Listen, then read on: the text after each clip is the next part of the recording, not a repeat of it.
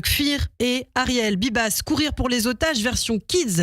C'est une journée organisée ce dimanche par le collectif Courir pour les otages. Et pour en parler, nous sommes avec leur cofondatrice ce matin en direct, Jordana Usan et Johanna Sulman. Bonjour. Bonjour. Merci beaucoup d'être avec nous ce matin sur Radio J. Ça nous fait plaisir de vous entendre puisque évidemment il y a beaucoup de choses qui vont être organisées à l'approche des 1 an du 7 octobre et ce dimanche. Alors pour ceux qui ne vous connaissent pas, est-ce que vous pouvez d'abord nous expliquer ce qu'est ce collectif Courir pour les otages ?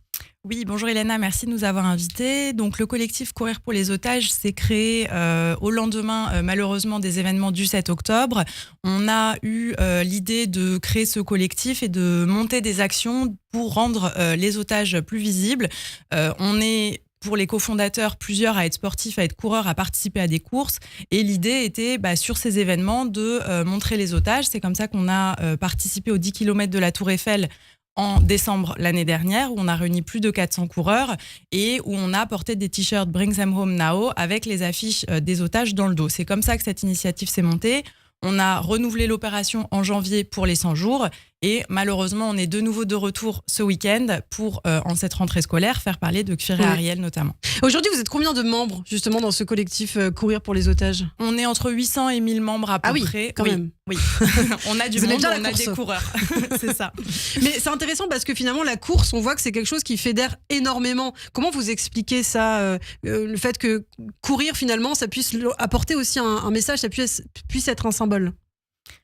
Alors, je pense que courir, effectivement, fédère, que quels que soient les sujets qu'on peut aborder sur les courses, moi j'en fais régulièrement, il y a des t-shirts pour la lutte contre le cancer, pour d'autres événements.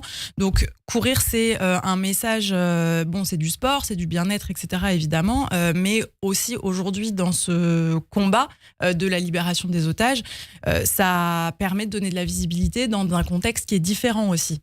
Alors, Courir pour les otages version Kids, c'est-à-dire que cette fois, les enfants pourront participer en fait.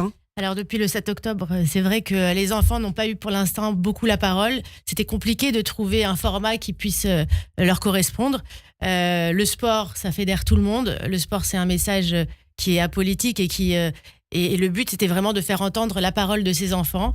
Donc ils vont s'élancer sur des petites distances, c'est à partir de 3 ans, donc on va avoir des tout petits qui vont avoir le visage masqué par des masques de Batman comme l'idole de Kfir et Ariel.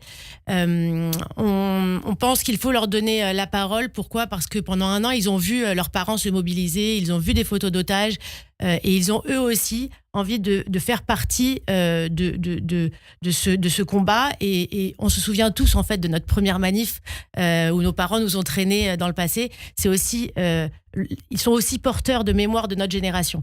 Donc il faut qu'ils se souviennent, il faut qu'ils transmettent et puis il faut que le message passe. C'est-à-dire qu'aujourd'hui, qui peut rester insensible à voir des enfants qui demandent la libération d'autres enfants sans aucun motif, juste le fait de vivre. Absolument, et on pense à Kfir et Ariel Bibas qui sont toujours captifs aux mains du Hamas. Ça permet d'extérioriser, de verbaliser, contribuer finalement à l'échelle de ces petits enfants aux revendications de libération des otages. Et puis vous avez mis aussi à leur disposition un support pour dessiner, je crois, c'est ça Exactement, donc à la fin de la course, une fois qu'ils auront fait leur performance, ils pourront aller dessiner et exprimer ce dont ils ont envie sur une fresque. Des dessins, des mots, ce qu'ils veulent. Et cette fresque, on s'engage à aller la faire partir en Israël.